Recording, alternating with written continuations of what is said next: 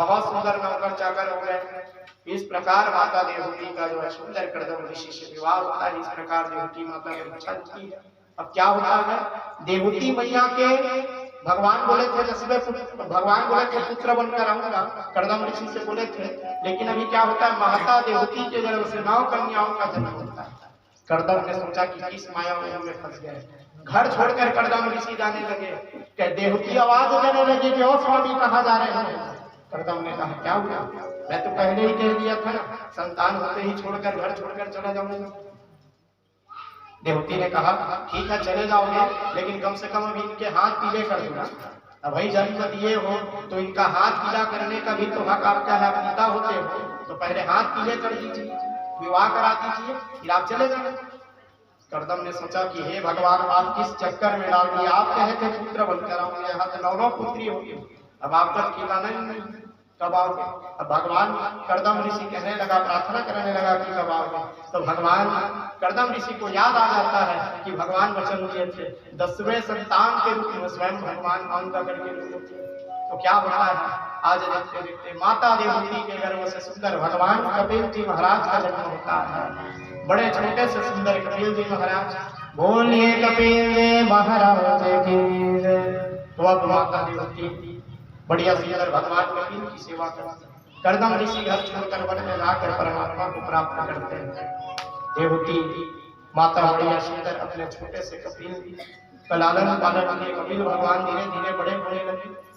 माता देवहूति को ज्ञात हुआ कि ये कोई पुत्र नहीं है, कोई मानव नहीं है, तो साक्षात नारायण का अवतार है जो हमारे घर जन्म लेकर आए हैं।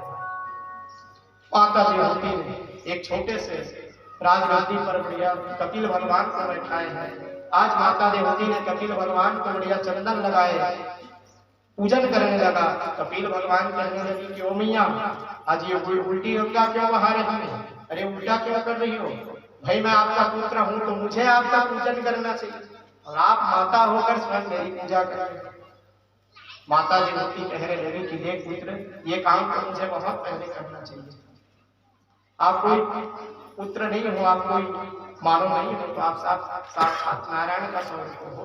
अब मुझे ज्ञात हो गया है कि आप नारायण हो, तो हे नारायण आपका सिर्फ कृपा बरसाइए।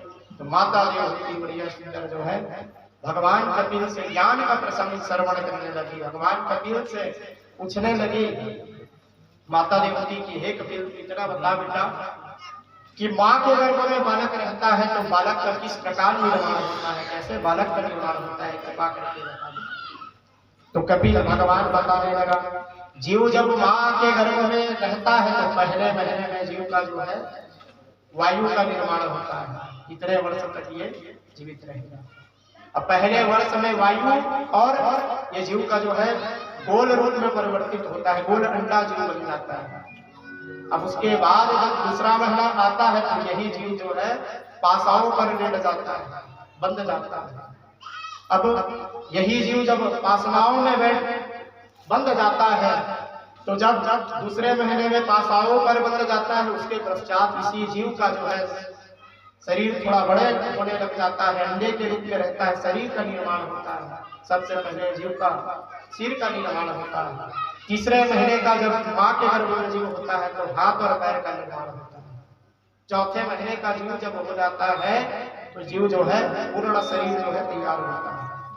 अब ये 5वें महीने का जीव जब जन्म बड़ा होता है, रहता है माँ के गर्भ में, तो इसे भूख और प्यास लगती है। अब भूख और प्यास लगती है तो माँ जब गर्भवती रहती है उस समय जो भोजन माँ करती है उसी भोजन से जीव का जो है पेट भरता है। 6वें महीना जब हो जाता है तो जीव का बाल इत्यादि नखून इत्यादि का निर्माण होता है। आप देखना जब बालक छोटा जन्म लेता है तो छोटे छोटे नाखून रहते हैं, छोटे छोटे बाल रहते हैं, बाल इत्यादि का निर्माण होता है।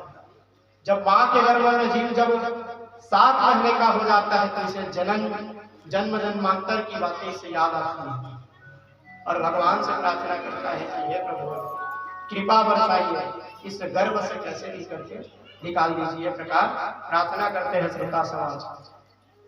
भगवान कहने लगता है कि अरे जी संसार में जाकर फिर वही माया में फंस जाएगा, फिर वही माया में पड़ना